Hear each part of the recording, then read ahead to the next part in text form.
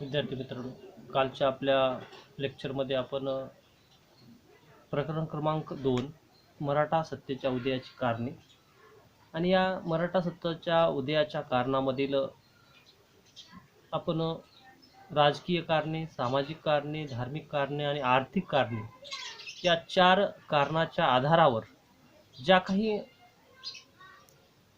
विविधांगी बाबीचा विचार करून जी मराठा सत्तेच्या उदयाचे कारण ठरले गेले त्यामधील 9 कारणे आपण पूर्णपणे त्याचा अभ्यास केला.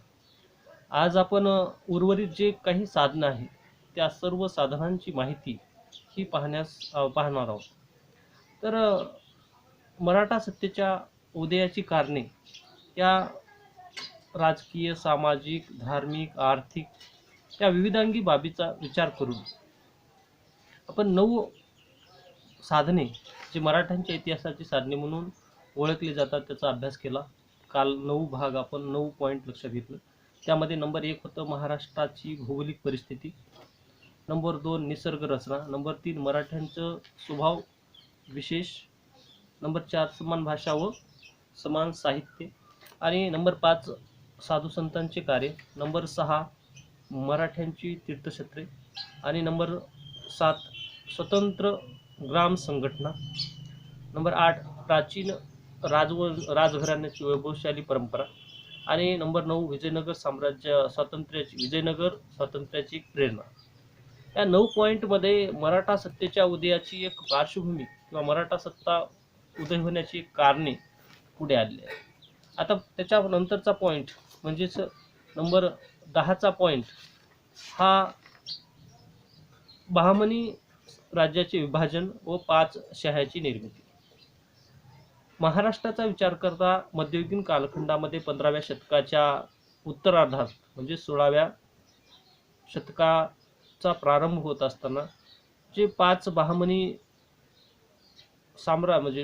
साम्राज्याचे 5 भागात विभाजन झाले आणि ते विभाजन म्हणजे विजापूरची आदिलशाही, गोवळकोंड्याची कुतुबशाही, अहमदनगरची निजामशाही आणि वराडची इमादरशाही आणि बिदरची बरीदशाही या 5 बहामनी शाया म्हणजे जे बहामनी राज्यात सुरुवातीपासूनच मुसलमानांचे 2 पक्ष किंवा 2 गट निर्माण झाले होते. त्यापैकी पहिला पक्ष म्हणजेच जो स्थानिकांचा होता पण त्यांना मुस्लिम बनवलं गेलं होतं. त्यामध्ये ॲबेसिनिया, आफ्रिका या भागातून आलेल्या काळ्या मुस्लिमांचा समावेश होता. वर्णाने ते कृष्णवर्णीय होते. या पक्षाला दक्षिणी म्हणत किंवा दक्षिणी भागातला राहणारा पक्ष म्हणून ओळखला जातो. आणि दुसरा पक्ष म्हणजे एक संघटना किंवा गट म्हणजे परदेशींचा गट म्हणजे परदेशी लोक, ज्यामध्ये मध्य आशिया, तुर्कस्तान, अफगाणिस्तान, इराण या प्रदेशातून आलेले म्हणजे गोऱ्या वर्णाचे धिप्पाड आणि सुसंस्कृत लोकांचा गट.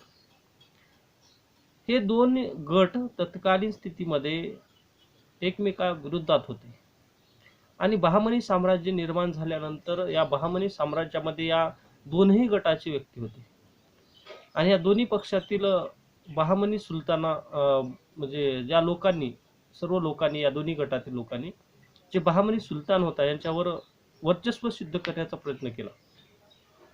पुढे याचाच परिणाम म्हणजे या बहामनी साम्राज्याचे 5 भागामध्ये तुकडे झाले आणि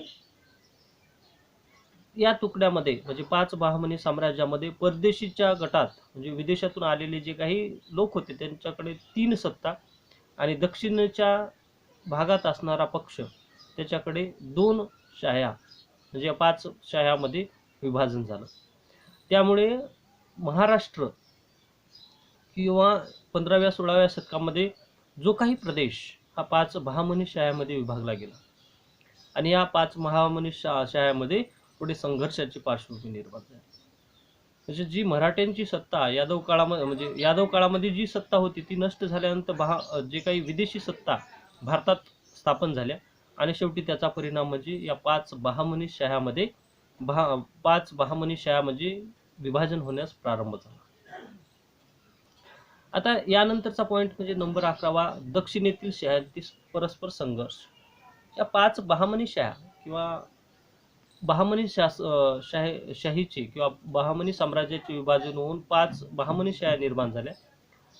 त्यामध्ये तुम्हाला आत्ताच सांगितल्याप्रमाणे विजापूरची आदिलशाही, गोळकोंड्याची कुतुबशाही, अहमदनगरची निजामशाही, वराडची इमादरशाही आणि बिदरची बरीदशाही, या 5 शाह्यामध्ये एकमेकात वाद निर्माण होण्यास प्रारंभ झाला. आणि त्यामध्येच काही गट हा आपापसात राज्य टिकवण्यासाठी, अस्तित्व टिकवण्यासाठी प्रयत्न करत होता. पण याच 5 बहामनी शाह्यांनी विजयनगर असेल, मोघल, सिद्दीकी संघर्ष करावा लागला होता या 5 बहामनी शाह्यांना.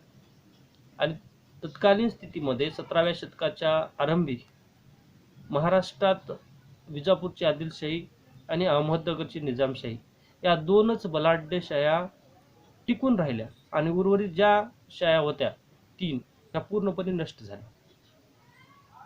म्हणजेच आपापसामधल्या भांडणामुळे ज्या काही दक्षिणेतल्या बहामनी शाह्यामध्ये विभाजन होऊन एक तत्कालीन स्थितीमध्ये ह्या शाह्या नष्ट होण्यास प्रारंभ झाला आणि मुघल, सिद्दी यासारखा नवीन गट निर्माण होण्यास प्रारंभ झाला. त्यानंतर 12वा पॉईंट आहे मराठ्यांचा शाही राजकारणात प्रवेश. आता एकाच वेळी अनेक सत्ताशी लढावे लागत असल्यामुळे दक्षिणेमध्ये ज्या काही 5 बहामनी शाह्या होते त्यांना मनुष्यबळ किंवा लष्कराची आवश्यकता होती.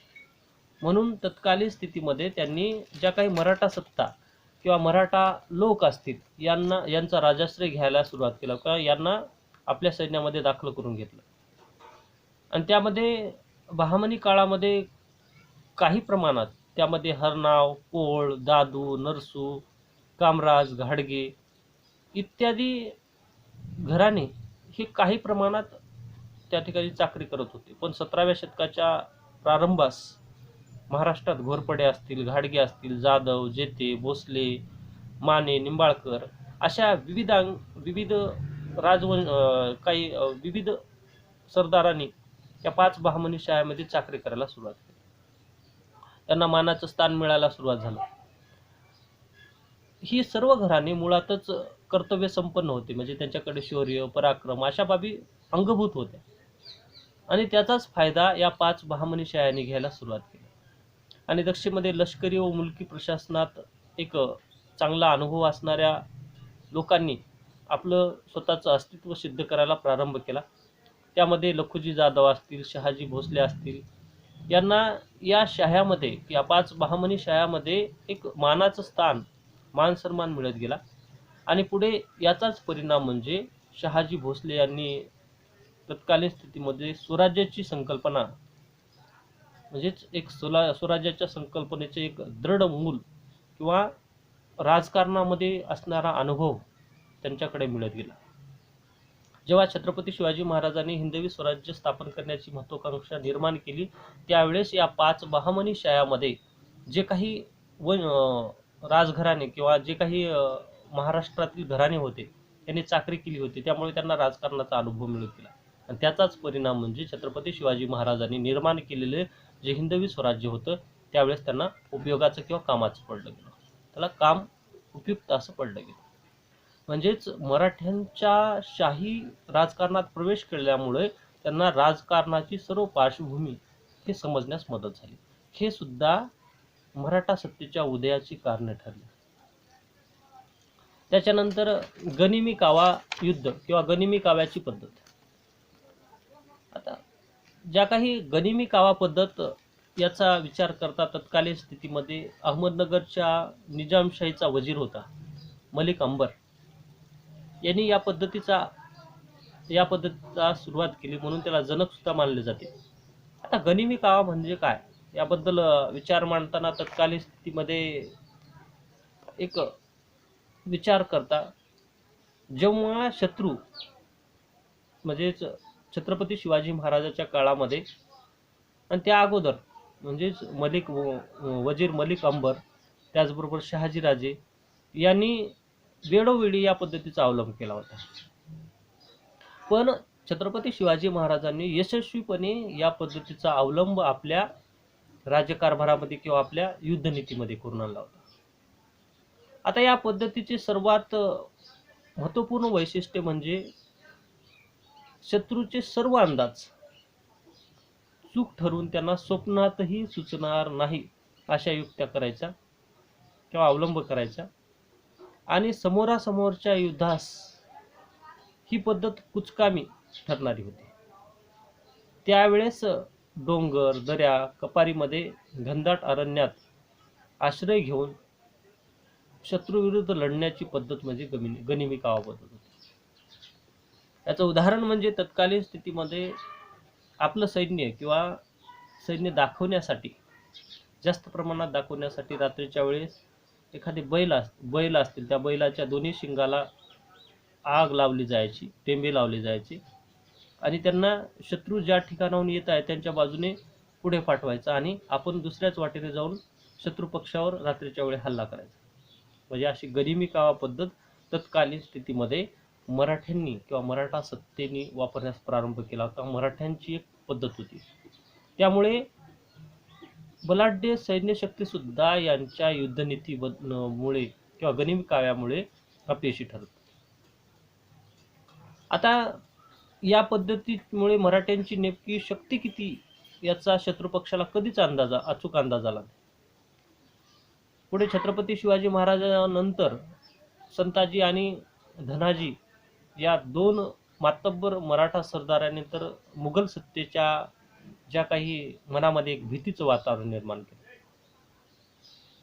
म्हणजेच ज्या वेळेस शत्रुपक्षाला काही मनामध्ये शंकाही येणार नाही असे शत्रुपक्ष करेल तशा पद्धतीचा बाबीचा अवलंब करण्याची पद्धत म्हणजे गनिमी कावा पद्धत तत्कालीन स्थितीमध्ये अवलंबली गेली.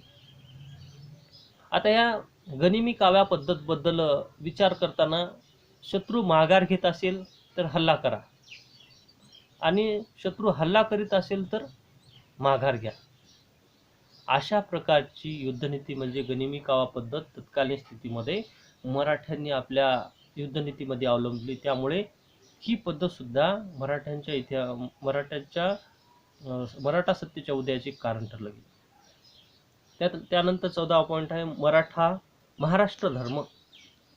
आता समर्थ रामदास यांनी महाराष्ट्र धर्म या संकल्पनेच्या वेगवेगळ्या म्हणजे महाराष्ट्र धर्म या संकल्पनेचा विचार मांडला. छत्रपती शिवाजी महाराजांनी स्वराज्य स्थापन करून धर्म स्थापना करणे हेच महाराष्ट्र धर्माचा अर्थ त्यांनी मांडला. मध्ययुगात जी काही धार्मिक असहिष्णूचे युग होते, म्हणजे विदेशी सत्ता ज्या काही अन्याय, अत्याचार अशा विविध अंगी बाबीचा अवलंब करत होते, त्यावेळेस स्वराज्याशिवाय स्वधर्माला अर्थ नाही आणि स्वराज्य व स्वधर्म या एकाच नाण्याच्या दोन बाजू आहेत. म्हणजे स्वराज्य निर्माण केलं त्यामुळे स्वतःचा धर्म टिकून राहील आणि स्वतःचा धर्म जर टिकवायचा असेल तर स्वराज्य निर्माण करायचे. अशा प्रकारची भूमिका म्हणजे महाराष्ट्र धर्म ही संकल्पना तत्कालीन स्थितीमध्ये महत्त्वपूर्ण होती. म्हणून ज्या काही मराठा सत्तेच्या उदयाचं एक कारण ठरलं गेलं. नंबर 14वा झाला. आता नंबर 15वा शहाजीराजांचे योगदान. आता मराठा सत्तेच्या उदयाच्या कारणामध्ये शहाजीराजांची भूमिका कशी होती किंवा त्यांची वाटा कसा होता याबद्दल विविध लेखक विचारवंतांनी वेगवेगळे मतांतर मांडले. पण रियासतकार गोस सरदेसाई यांच्या मते जी स्वराज्याची संकल्पना किंवा स्वराज्याची संकल्पना ही जरी शिवाजी राजांनी केली असली तरी स्वराज्याची मूळ संकल्पना ही शहाजीराजांची होती. म्हणजेच स्वराज्य निर्मितीचे संपूर्ण श्रेय शिवाजी महाराजांना देतात, पण शहाजीराजाकडून पुण्याच्या जहागिरीशिवाय काहीही मिळाले नाही छत्रपती शिवाजी महाराजांना. पण याबाबत विचार मांडताना तत्कालीन स्थितीमध्ये श्री विजय देशमुख यांनी शहाजींच्या मनात म्हणजे शहाजीराजांच्या मनात जे काही स्वराज्याचे स्वप्न घोळत होते त्या दृष्टीने त्यांनी काही धाडसी पाऊले टाकले होते. त्यांनी शतकर्ते शिवाजी या ग्रंथात समप्रमाण सिद्ध करण्यास म्हणजे शहाजीराजांनी कसे कार्य केले याबद्दलचं मत मांडलं. त्यांना अपयश आलं. शहाजीराजांनी निजामशाही असेल, आदिलशाही असेल, मोगल असेल या बादशहाच्या दरबारात चाकरी केली. त्यांच्यापैकी निजामशाही ते काही काळ सर्वेसर्वा होते, म्हणजे निजामशाहीमध्ये त्यांच्याकडे पूर्ण अधिकार होते. तर आदिलशाहीचं पूर्ण लष्कर त्यांच्या ताब्यामध्ये होतं त्या काळामध्ये. म्हणजेच त्यांच्या तोलामोलाचा दुसरा मराठा सरदार महाराष्ट्रात त्यांच्या काळामध्ये होता.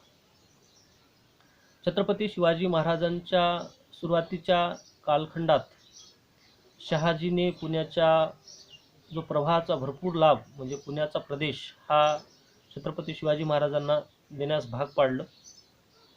आणि शिवाजी महाराजांनी जेव्हा वेगवेगळ्या पद्धतीने ह्या बहामनी शाह्यापैकी जी काही तत्कालीन स्थितीमधल्या निजामशाही असेल, आदिलशाही यांच्या विरुद्ध जे कट कारस्थान करायला सुरुवात केलं, त्यावेळेस आदिलशहा यांनी शहाजींना वेळोवेळी त्यांना रोखण्यासाठी सांगण्यास प्रारंभ केला. पण शहाजीराजे यांचा वाढता प्रभाव लक्षात घेऊन शिवाजी महाराजाविरुद्ध त्यांना काही करता आलं नाही. यावरून समजतं की शहाजीराजे यांचं योगदान म्हणजेच हिंदवी स्वराज्य स्थापन करण्याची मूळ संकल्पना ही शहाजीराजांची होती. आणि त्यांना अमूर्त असं रूप किंवा चांगलं असं रूप देण्याचं काम छत्रपती शिवाजी महाराजांनी केलं. म्हणून शहाजीराजांची जी काही स्वराज्याची संकल्पना किंवा शहाजीराजांचे योगदान हे हिंदवी स्वराज्यासाठी खूप महत्त्वपूर्ण मानलं जातं. आता पुढचा पॉईंट आहे नंबर 16, शिवाजी राजांचा सिंहाचा वाटा. आता मराठ्यांच्या उदयाचा किंवा मराठा सत्तेच्या उदयाचा विचार करता छत्रपती शिवाजी महाराज यांच्या जन्मापूर्वी मराठ्यांच्या उदयासाठी अनुकूल परिस्थिती निर्माण झाली होती. म्हणजे अशा अन्याय, अत्याचार किंवा वेगवेगळ्या जुलमी राजवटी आणि आतापर्यंत त्यांचं विवेचन आपण पाहिलं. तत्कालीन स्थितीमध्ये छत्रपती शिवाजी महाराजांनी ज्या भौगोलिक परिस्थिती जे हजारो वर्षापासून जो माणूस या महाराष्ट्रातला काटक व कष्टाला न भिनारा या मावळा यांनी वेळोवेळी संत महात्म्याच्या ज्या काही विचारानुसार येथे टिकून राहिला होता, कष्टाला न भिनारा आणि तत्कालीन स्थितीमध्ये आत्मत्यागाचे बळ या पिढ्यामध्ये आलेलं होतं किंवा या लोकांमध्ये होतं. त्यावेळेस छत्रपती शिवाजी महाराजांनी हर हर महादेव अशा प्रकारच्या घोषणेचा किंवा तत्कालीन स्थितीमध्ये एक स्फूर्ती निर्माण करण्याचं काम केलं. आणि महाराष्ट्रात विखुरल्या गेलेल्या ज्या काही वेगवेगळ्या शूर कर्तबगार अशा लोकांना एकत्र करण्यासाठी छत्रपती शिवाजी महाराजांनी एखाद्या माळेतील मणीप्रमाणे विखुरलेली माळेतील मणी जसं विखरतात त्याच पद्धतीने त्यांना एक माळेमध्ये बांधण्याचं काम त्यांनी केलं. आणि जन्मजात नेतृत्व, अतुलनीय धाडस व पराक्रम, दूरदृष्टी आणि माणसाची अचूक पारख, प्रखर राष्ट्र व धर्माभिमान अशा बाबीमुळे तत्कालीन स्थितीमध्ये छत्रपती शिवाजी महाराजांनी सर्व जाती धर्मातील लोकांना एकत्र करून सर्वसामान्य, स्वतंत्र, संपन्न आणि स्वाभिमानी जीवन जगण्यासाठी स्वराज्याची निर्मिती करण्यासाठी त्यांनी प्रारंभ केला.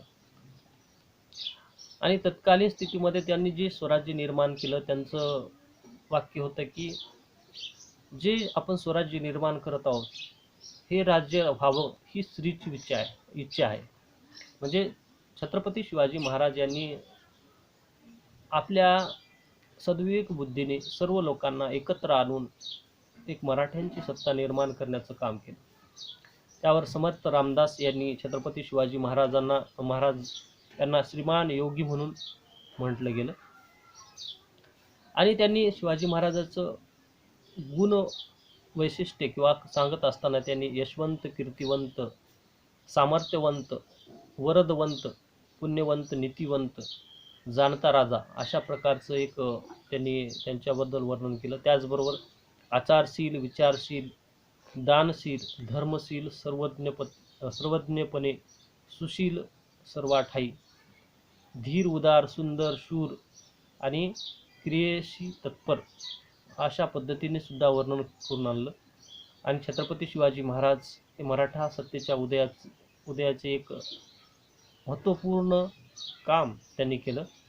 आणि वडिलाकडून भोसले घराणे आणि आईकडून जाधव या दोन पराक्रमी जे काही कुळ असतील किंवा वंश असतील, या दोन वंशाचा वारस म्हणजेच छत्रपती शिवाजी महाराजांमुळेच हिंदवी स्वराज्य किंवा महाराष्ट्रामध्ये मराठा सत्तेच्या उदयाचे पर्व निर्माण होण्यास प्रारंभ झाला.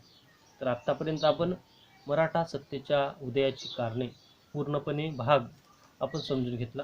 तर उद्याच्या पिरियडमध्ये आपण जे काही मराठा सत्तेच्या उदयाच्या कारणानंतर नंबरचा पॉईंट म्हणजे शहाजीराजे आणि राजमाता जिजाऊ यांची भूमिका किंवा सहभाग जो मराठा सत्तेच्या उदयामध्ये कसा होता याबद्दलची माहिती पाहणार.